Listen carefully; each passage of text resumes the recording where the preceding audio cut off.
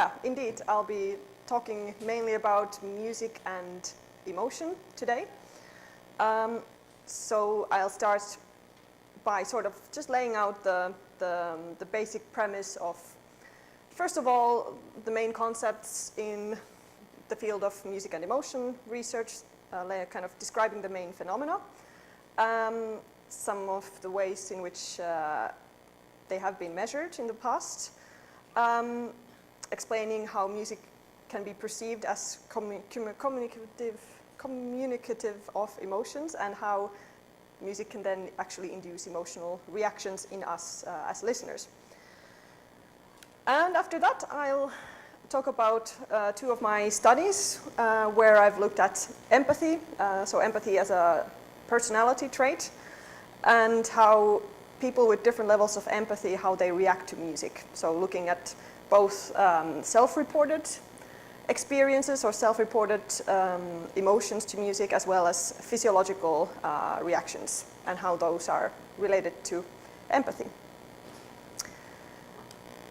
So first of all, one kind of very common distinction that we tend to make when we're studying music and emotion is between perceived and felt emotion. So perceived emotion is something that we perceive in the music. So something that we perceive the music as being expressive of. So it's an emotion that's somehow represented, communicated, or expressed by the music, and then interpreted or recognized by the listener. So that doesn't necessarily yet mean that you're feeling something yourself. Whereas the felt emotion is then actually an emotional reaction that music evokes in the listener, so that's something that you are feeling as a response to hearing music. And obviously there is not a very kind of strict or defined border between these two phenomena. They can both co-occur at the same time, and it can be sometimes difficult to distinguish between the two, because quite often what you feel in response to music can be of the same quality as the emotion perceived in the music. And to make things even more complicated, if we think of these different emotional or affective phenomena related to music, so perceived emotions, felt emotions, and aesthetic responses, so like liking and disliking of music. These phenomena, they never exist in a vacuum, so it's not only like that the features of the music would directly have some effect on your emotions, but there's always different situational factors, contextual factors, cultural factors, as well as attributes related to the listener. So for example, the current mood of the listener, the past listening experiences, what kind of music you've heard before, if you've heard the same piece of music before, and so on.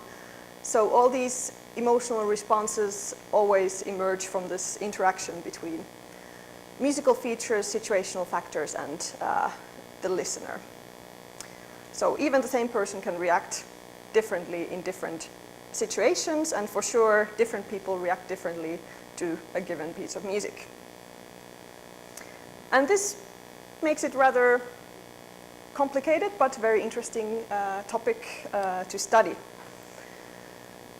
So how is it then that music is able to convey emotions? How do we perceive music as sad or happy or longing or whatever? Obviously there are different layers of cues. So both culturally learned, as perhaps some more hardwired or kind of more universal cues that can communicate emotions across different cultures, perhaps.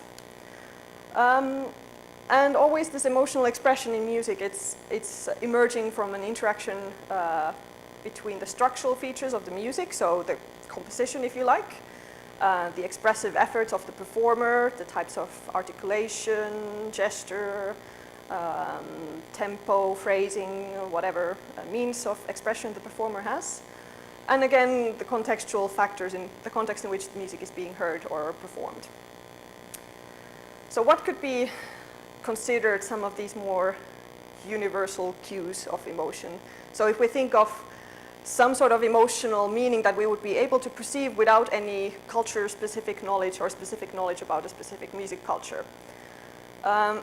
These basically all go down to the fact that all music is produced by intentional human action. And if we consider or understand music as intentional human action, so something that's being produced by another human being with some expressive intention behind this action, that's basically how we make sense of it. So if we think of music like before the era of recordings and electronic instruments and synthesized sound, basically all music was produced by human bodily movement, whether that was singing or playing instruments.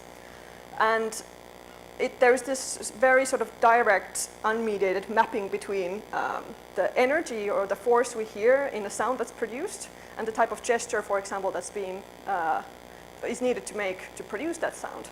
And we can hear that that physical energy in that sound, and it's converted into these action-oriented meanings through correspondence with bodily movement and gesture. Because obviously, if we're angry or if we're sad, we tend to move in a certain way. When we're angry, we have quite powerful, maybe jerky movements, whereas when we're sad, we have low energy, we tend to move slowly, have a slumped posture, and so forth. And the second cue is that in a comparative studies that have compared human vocal expression of emotion, so what kinds of acoustic cues we use in kind of speech prosody or just like the nonverbal vocal expression of emotion, it's been found that music actually utilizes the same acoustic code to a certain extent. This study that was done sort of in the mostly in the Western realm, at least for the musical part. But the vocal expression of emotion is more or less, obviously there's some cultural variability, but it's more or less consistent across different cultures. And music also tends to have this gestural quality, so we hear kind of the melodic lines, for example, in music as having certain trajectories or gestures, and music tends to emulate, if you will, the speed, smoothness and jerkiness of human movements and gestures as well. And of course, on top of all this, we have a whole different layers of culturally learned cues and meanings. So for example, as an example from the Western sphere, you have the minor and major keys that are very strongly associated with sadness and happiness. So minor mode with sadness and major mode with happiness. But that's, in developmental studies, they found that children only learn this association around the age of 9. So it's not very, doesn't happen very early on, whereas tempo is a much more kind of an early cue of emotions. Then we have all kinds of learned associations of context, for example, what kinds of music gets played in celebrations or funerals.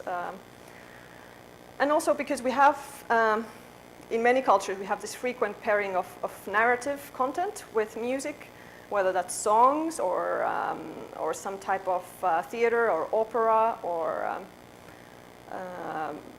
films and television. We also tend to learn these associations through those kinds of pairings. And also the whole idea of music being expressive of emotions is at least partly a culturally constructed notion. So not all cultures around the world actually have this idea that music would be able to express emotions, or that it would even be a function of music, or music has different kinds of other important functions, but emotion or emotional expression is not one of them. Whereas in the West, it's a very sort of important, significant part of why people engage with music.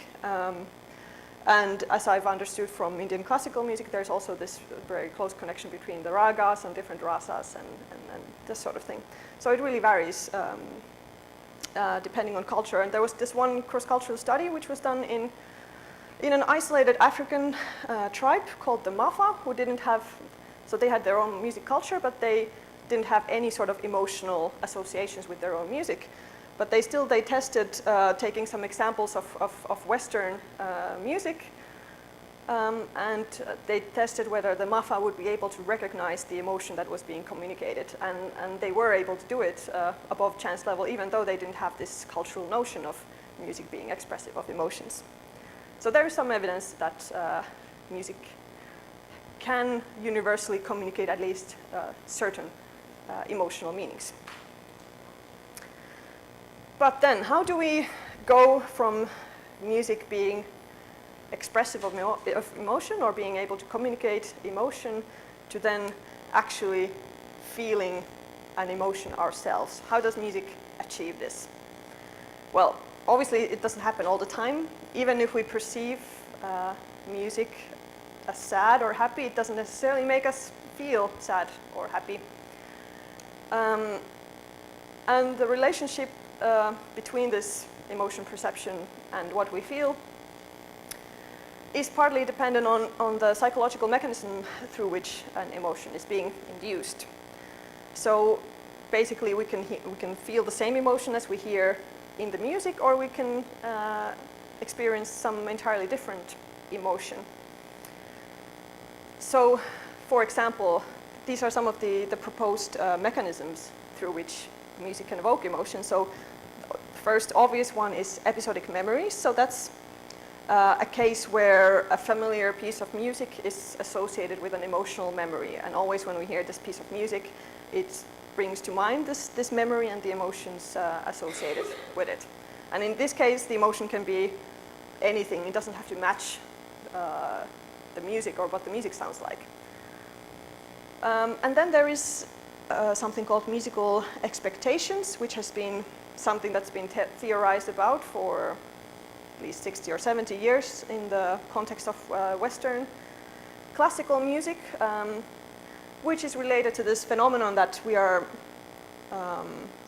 or it's becoming kind of more and more apparent also in theories of cognition, that prediction is actually very, very important for how we understand and perceive the world. So our brain is basically constantly generating predictions about our kind of sensory perceptions and the origins of those perceptions. And it's just that in the musical context, these things were kind of proposed quite a bit earlier because they seem to be very important to our responses to music. So obviously music unfolds in time. It has some sort of rhythmic regularity most often, so we have some expectations about the continuation. Also through exposure to like a certain musical style, we've learned statistical regularities of different melodic patterns or harmonic patterns or progressions. So based on these sort of statistical probabilities, we'll have always some idea of what's going to come next in music. And if these expectations are confirmed or delayed or violated, then we might experience some emotional response as a result to that. And yeah, then there are other mechanisms as well, like rhythmic entrainment, which is a bit like what Petri already talked about. But today I'm going to focus on empathy as a mechanism, a potential mechanism of music-induced emotions, and how we might feel emotions through empathy for music or for performers. But before I get to that bit, I'll just like to talk a little bit about what kinds of emotions do we experience, because the interesting discussion yesterday, I thought I'd include a little discussion about this as well. So more and more the sort of the consensus is slightly shifting towards this idea that actually if we talk about the subjective experience component of emotion, so obviously emotions have other components as well. We have physiological reactions, we have motor expression, facial expressions, some behavioral tendencies, but there's always this subjective component, which is basically what the emotion feels like. How do we make sense of this emotion? What do we call it? How do we label it? And this part, this subjective experience of emotion, it's considered to be psychologically constructed. So we basically have some conceptual knowledge about emotions, and this is obviously something that's culturally learned and can be culturally affected, and that people categorize their emotions and affective states using this conceptual knowledge. And this kind of explains why people really differ in their accuracy and detail of categorization when they make sense or talk about their own emotions. Some people are able to, they're very accurate in this kind of introspection. They can make very kind of nuanced differences between different emotions, and other people just very generally are able to say, like, I feel really bad, but I don't know exactly what emotion it is, if it's sadness or anger or anxiety. And it's basically thought that this kind of experience, at least the subjective experience of emotion, is similar to the experience of color. So although there's this continuous wavelength of light, we still tend to kind of label colors as discrete, like red, yellow, green, blue, purple, and so on. And that's kind of thought that's the same we do with emotions as well. And I'll explain this a little bit with the common emotion models that have been used in music research. So obviously, kind of the most easily sort of understood or most intuitive of these is this kind of basic emotion model, which goes back to this idea that there is a limited number of universal and evolutionarily significant basic emotions, such as I think surprise, disgust, happiness, anger, and sadness. And the number varies a little bit depending on the model. But then some researchers have proposed, quite rightly so, that these don't really quite capture the emotional richness we feel in response to music, or the kinds of emotions that music can express. And the researchers from Geneva came up with this, the Geneva Emotional Music Scale, which has kind of nine broad categories with some more nuanced attributes within each. So these tend to be a bit more aesthetically oriented, so including items like wonder and transcendence. But still, some of these, it's kind of a combination of some kind of basic emotion-like emotions and more aesthetic responses, or even spiritual responses. And finally, another commonly used model is this dimensional model, where it's thought that basically all emotional responses could be explained by just two dimensions, or all emotions just vary in the level of activity. So whether it's low or high activity, or negative or positive valence. And this is kind of now where that whole color as a continuous, changes in wavelength of light, but having these sort of discrete points. So you can obviously place the basic or discrete emotion concepts in this two-dimensional space.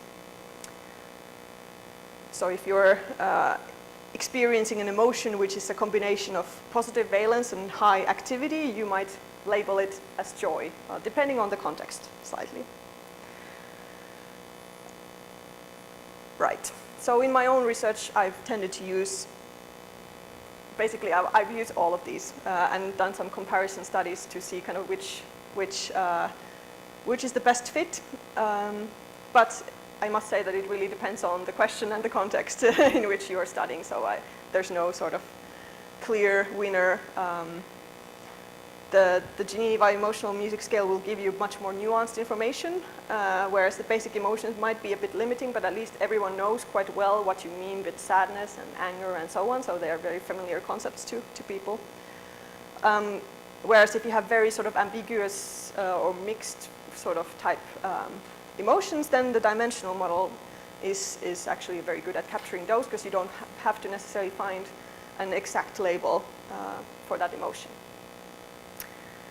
Okay, so back to the empathy part. So empathy in general is a process through which we can come to feel and understand what another individual is experiencing. And it has both emotional and cognitive components. So the emotional component is basically feeling the same emotion as observed in another person. Then you have a cognitive component, which is being able to see things from another's point of view and understanding how others think and feel. And finally, there's sympathy, so feelings of concern and compassion for another. And this is the component which is also related to altruism and helping behavior. And obviously, again, there is overlap and interaction between these different components of empathy. And there's also another sort of underlying phenomenon, which is like could say a precursor of empathy that already children and already babies have, which is called emotional contagion. So this is a process where we actually catch the emotional state of another person through well, outside awareness, without necessarily being aware of the process. And some potential mechanisms for this emotional contagion might be automatic mimicry of others' emotional expressions. So, for example, you might have noticed that sometimes if you're having a conversation with a friend, that either you or your friend tend to mimic your gestures or your facial expressions during this interaction. And this is one way in which it's thought that you might actually catch the emotion of another person by mimicking their facial expressions, their posture, and then getting this kind of internal feedback from the activated muscles. But it's also thought that there might be some sort of internal simulation happening of these observed emotional expressions or actions in the premotor areas of the brain, potentially involving the mirror neuron system. So the important thing from this perspective, if you think of emotional contagion from music, how might we actually then catch emotions from music that we hear in the same way, is that when we perceive musical sounds, we don't only perceive them as auditory signals, but going back to the whole music as human action point of view, we also perceive music in terms of the intentional, expressive motor acts that are producing that signal. So in this sense, the mirror neuron system in the brain might offer a basis for action understanding and empathy, also in the context of music. So mirror neurons basically are neurons in the brain, originally found in macaque monkeys, which fire both when we are observing another, or at least for the monkeys, when the monkey was observing the experimenter carrying out a goal-directed action, and when the monkey himself or herself was carrying out the same action. So it's basically a